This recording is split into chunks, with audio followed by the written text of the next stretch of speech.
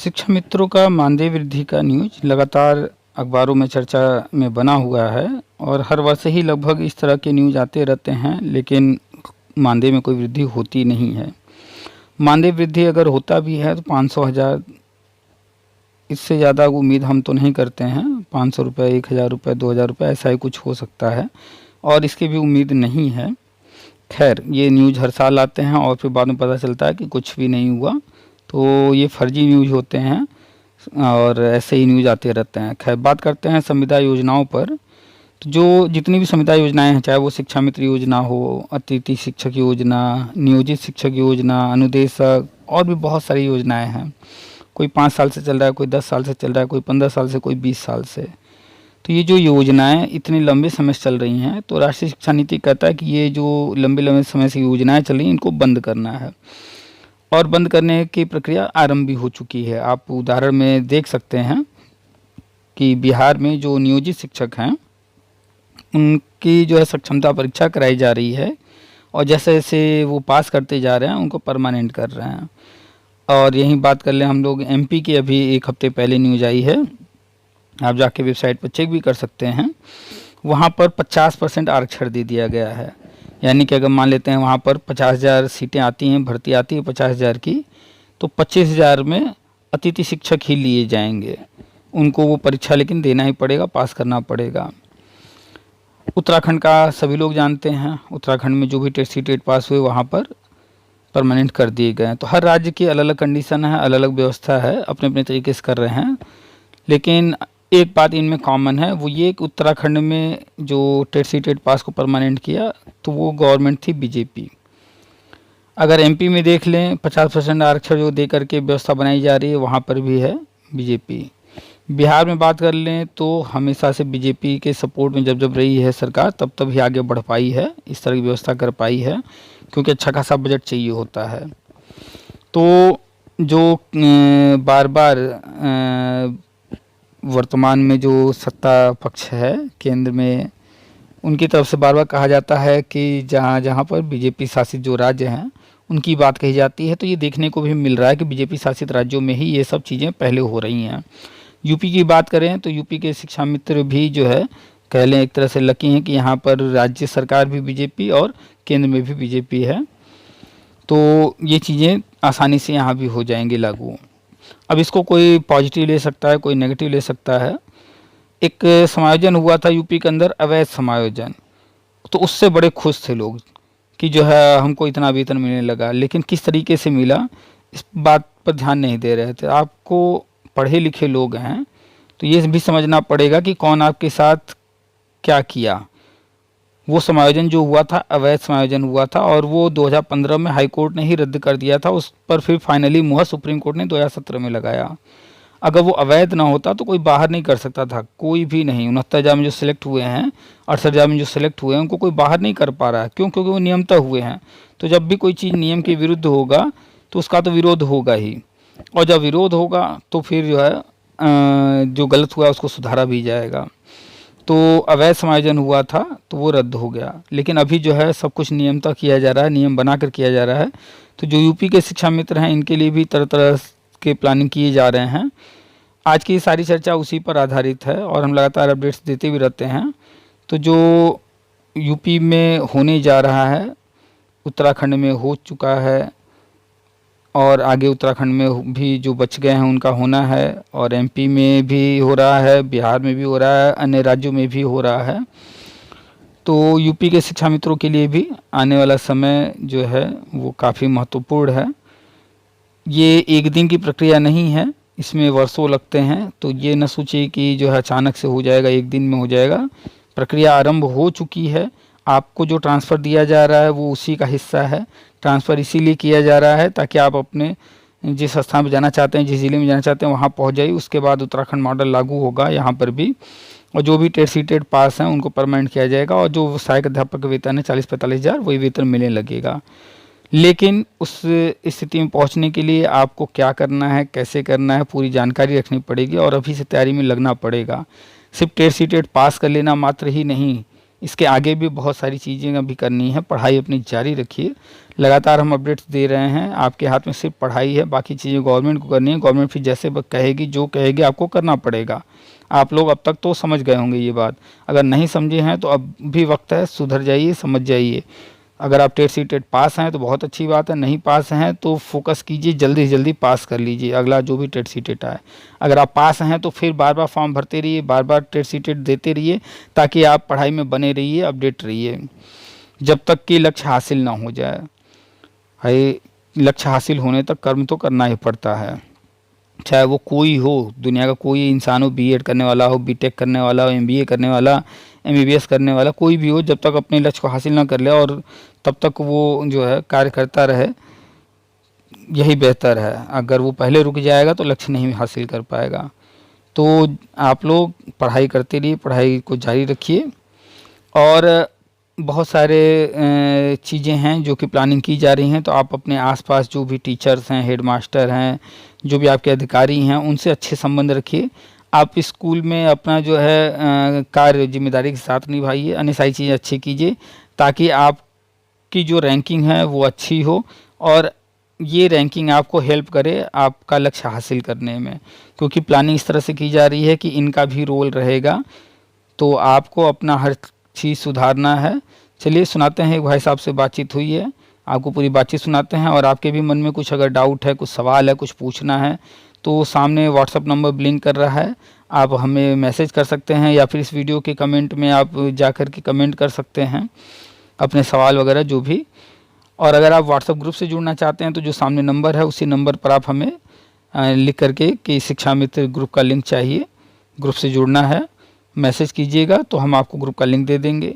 Call पर बात करना चाहते हैं तो सामने नंबर है, इसी नंबर पर कॉल पर बात होगी, तो आप चाहे तो ट्राई कीजिए जब कभी बात हो जाए, अन्यथा आप हमें मैसेज कीजिए, समय ले लीजिए, समय ले करके उस निर्धारित समय पर बात कर लीजिए कॉल पर। तो चलिए सुनाते हैं आपको पूरी बातचीत जो आज पूरी चर्चा हुई है।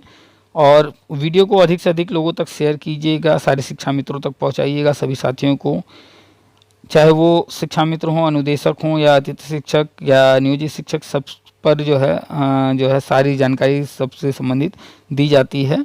तो सारी जानकारी अधिक से अधिक लोगों तक पहुँचे, इसके लिए वीडियो को खूब शेयर कीजिए। चैनल को सब्सक्राइब नहीं किए हैं तो सब्सक्राइब कर लीजिएगा, लाइक कर दीजिएगा, इससे जो है सपोर्ट मिलता है, तो फ्री है, लाइक कर दीजिएगा। कमेंट भी कीजिएगा, आपको जो भी कुछ कहना पूछना है। फ्रस्ट्रेशन नहीं आना चाहिए, नेगेटिव चीज़ें नहीं आनी चाहिए। आपके मन में डाउट है, कोई क्वेरी है, कुछ सवाल है, वो आप पूछ सकते हैं, अपनी कोई बात कहना चाहें, फ्रस्ट्रेशन नहीं आना चाहिए। अगर कोई चीज़ आपके साथ गलत हुआ है तो वो गलत क्यों हुआ है उसका कारण आप ढूंढिएगा। समायोजन रद्द हुआ है या जो भी उससे संबंधित आपके मन में डाउट है, कुछ पूछना चाहते हैं, तो आप बात कर सकते हैं। शेयर अधिक से अधिक कीजिएगा, सारे शिक्षा मित्र तक पहुंचाना है। सबको बता दीजिए कि जो है परेशान होने की ज़रूरत नहीं है, बस आप जो है जो कुछ बताया जा रहा है, जैसे बताया जा रहा है, उन चीज़ों को फोकस कीजिए, पढ़ाई जारी रखिए। और गवर्नमेंट आगे प्लानिंग कर रही है, उस पर ध्यान दीजिए। और स्थानांतरण जो हो रहा है, आपको जहाँ भी जो है ट्रांसफ़र चाहिए, स्थानांतरण चाहिए, करा लीजिए, क्योंकि इसी के बाद जो है सारी प्रक्रिया शुरू होगी। तो स्थानांतरण के बाद प्रक्रिया आगे शुरू हो, उससे पहले स्थानांतरण ले लीजिए। चलिए सुनाते हैं आपको पूरी बातचीत। आप सभी का स्वागत है आपके अपने यूट्यूब चैनल टीपीए वर्ल्ड में। हेलो। हेलो। हाँ, कौन? हाँ सर, नमस्ते। हाँ नमस्कार, आपकी आवाज़ गूंज रही है, अगर स्पीकर ऑन है तो ऑफ कर लीजिए। अब आ रही? आवाज़ आ रही है, गूंज रही है, या अपना जगह चेंज कर लीजिए, कहीं और चले जाइए। अच्छा अच्छा। अरे सर जी, कह रहे हैं कुछ शिक्षा मित्रों का होगा कि नहीं होगा सर जी? भाई आपके नेता लोग तो जो है मानदेय बढ़वा रहे हैं, न्यूज़ तो मिल ही रहा होगा आपको। अरे क्या मिल रहा है? अखबार में तो खूब आ रहा है न्यूज़, मानदेय बढ़ रहा है। अरे वही हमने कहा सर जी से बात करें, मेरी जानकारी आप हर साल अखबार में आता है, नेता लोग आपके लिखते हैं, मानदेय जाते हैं कहीं मीटिंग वगैरह में, कहीं बात करते हैं तो मानदेय की खाली बात करते हैं। जी और जी। आपके नेता ऐसे हैं कि एक बार वो पढ़ते तक नहीं है कि राष्ट्रीय शिक्षा नीति में लिखा है कि जो है संविदा सारी जो है योजनाएं जो पुरानी हैं वो बंद करना है। जी तो जब गवर्नमेंट ने खुद प्लान कर रखा है जो चीज़ बंद करने का, वहाँ वो जा रहे हैं उनसे क्या उम्मीद करने, ये मेरा मानदेय बढ़ा दीजिए। जी जी जी। अरे वहाँ जाकर कहना चाहिए कि हमारे लिए जो है थोड़ा जी प्लानिंग जल्दी से कर दीजिए। परमानेंट करने के लिए कोई जो है सुप्रीम कोर्ट का ऑर्डर था कि 2 मौके दिए जाए, वो सब सारे जो है सुप्रीम कोर्ट के जो शर्त थे वो सब खत्म हो गए, जो बाउंडेशन थे। अब हमारे जी लिए जी रास्ता बनाइए, थोड़ा जल्दी जी कीजिए। तो जी जी जाते हैं मानदेय मांगने ये लोग, जो है जा करके खुद ही जो है जो कुछ चल रहा होता है उसको डिस्टर्ब करते हैं। 17,000 दे रही थी गवर्नमेंट खुद से, तो नहीं नहीं जी। लेंगे 17,000। अरे बस नेता नगरी तो सर जी यही कर दिया।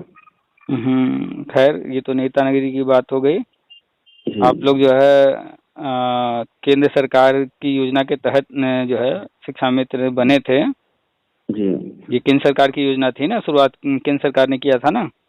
जी जी जी तो राज्य सरकार, कोई भी राज्य हो कहीं भी, राज्य जी सरकार इसमें कुछ नहीं कर सकती बिना केंद्र की अनुमति के।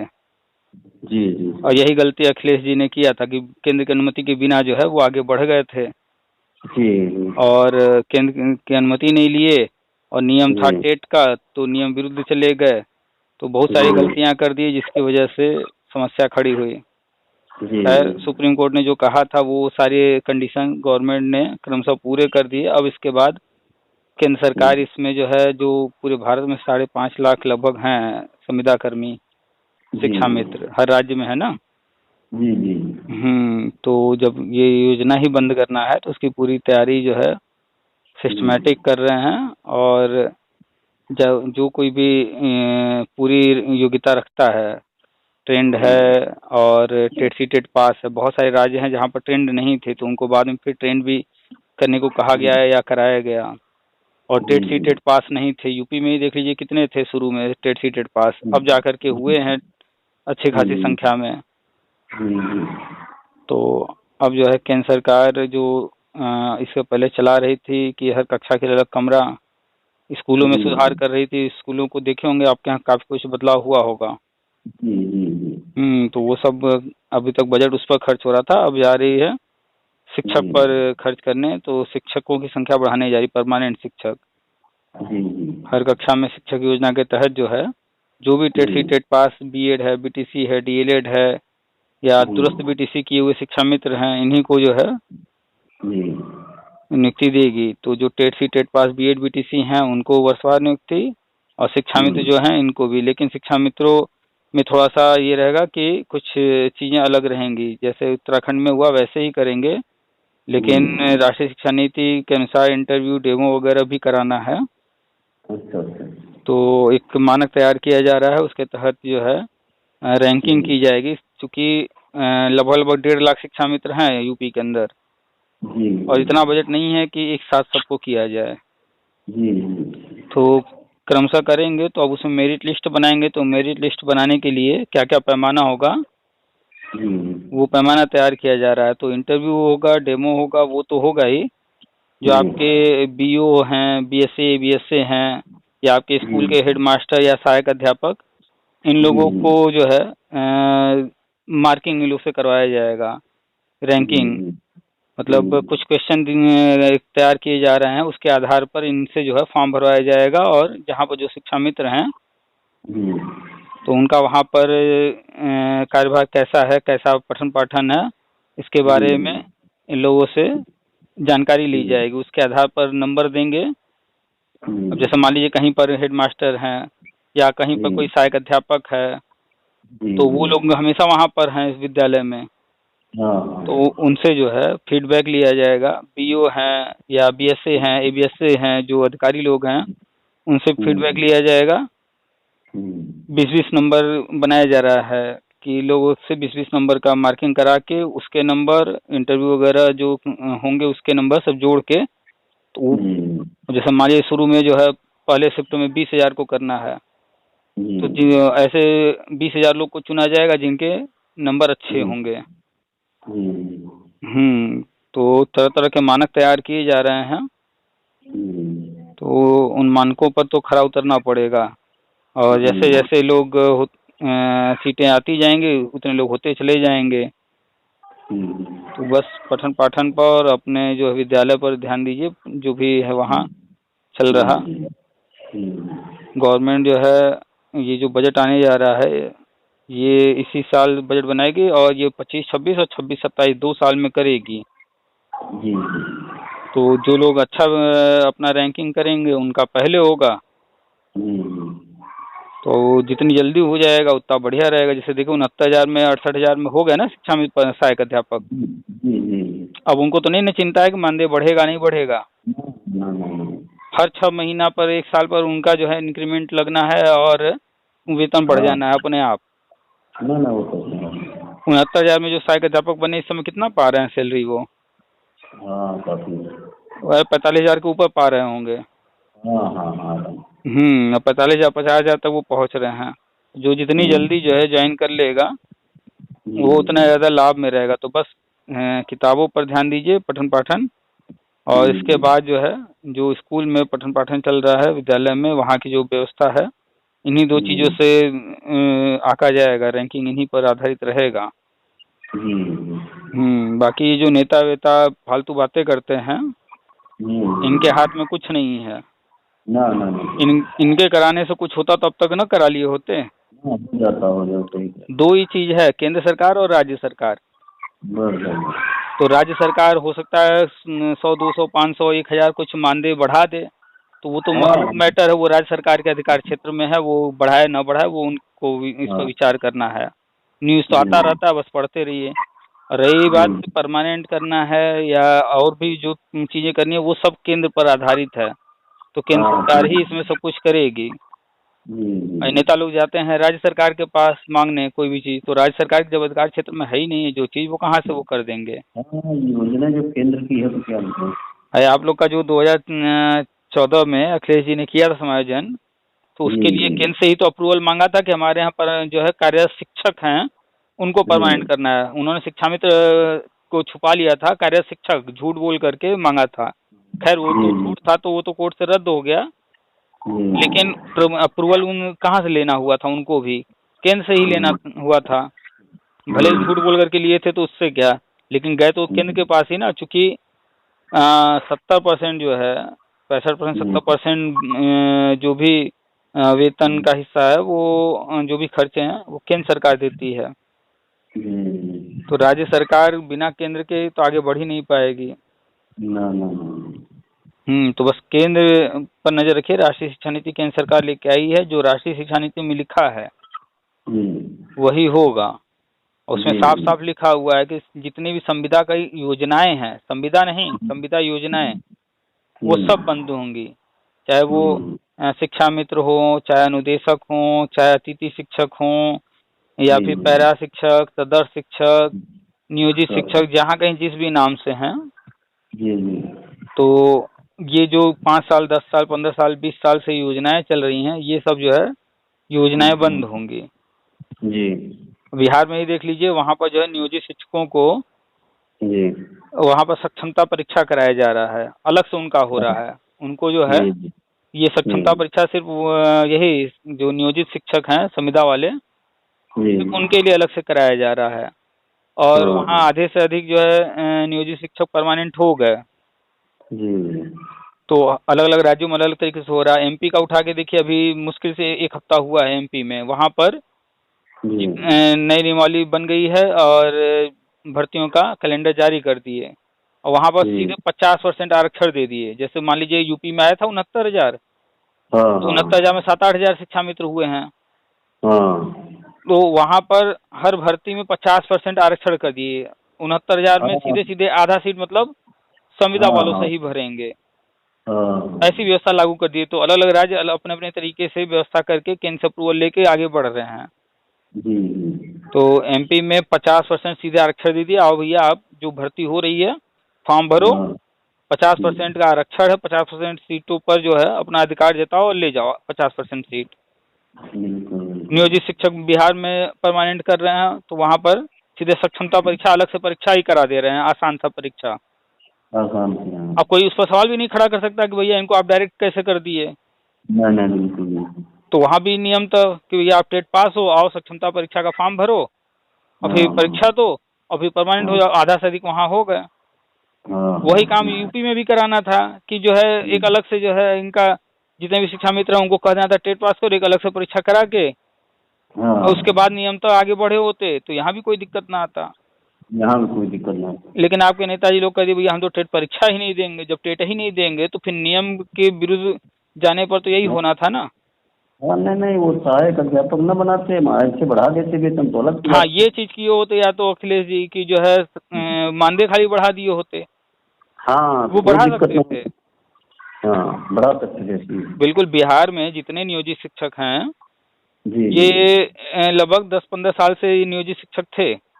जी जी 10-15 साल से इनको जो है, हमारा एक मित्र है वहाँ पर, वो भी नियोजित शिक्षक था जी और वो शुरू में 11-12 हजार रुपये पा रहा था।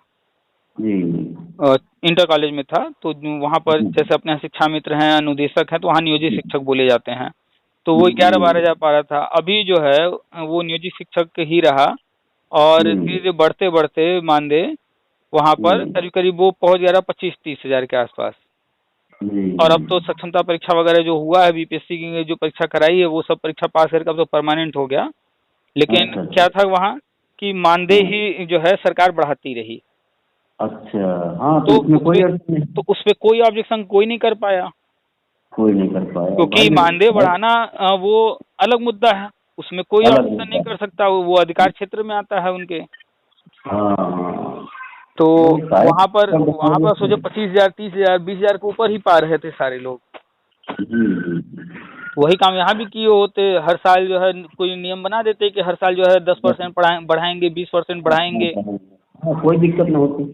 थोड़ा थोड़ा बढ़ाते रहते, कोई दिक्कत नहीं होता। हाँ लेकिन अब जब सहायक अध्यापक बना है तो उसका अब रूल होना चाहिए ना अब इसमें। भाई आप ही बताइए, जैसे मान लीजिए जी जी कि आप जो है कहीं नौकरी आपकी लग जाती है, मान लीजिए आप किसी दूसरे जिले में जाते हैं जी और वहाँ पर आप जो है किराए पर घर लेते हैं और उनको किराया देते रहते हैं, जी जी और वहीं दूसरा व्यक्ति जो है किसी के घर में किराए पर घर लेता है, फिर किराया देना बंद कर देता है और फिर जो मकान मालिक को आने से रोकने लगता है। हाँ हाँ आप जो है किराया भर रहे हैं समय से और मकान मालिक से अच्छा व्यवहार बना के रखे हैं, और मकान मालिक के जो नियम शर्त हैं कि भैया तोड़फोड़ नहीं करना है, ये नहीं करना, वो नहीं करना, आप सारे नियम मान रहे हैं, तो क्या मकान मालिक आप के खिलाफ होगा, आपको निकालेगा नहीं।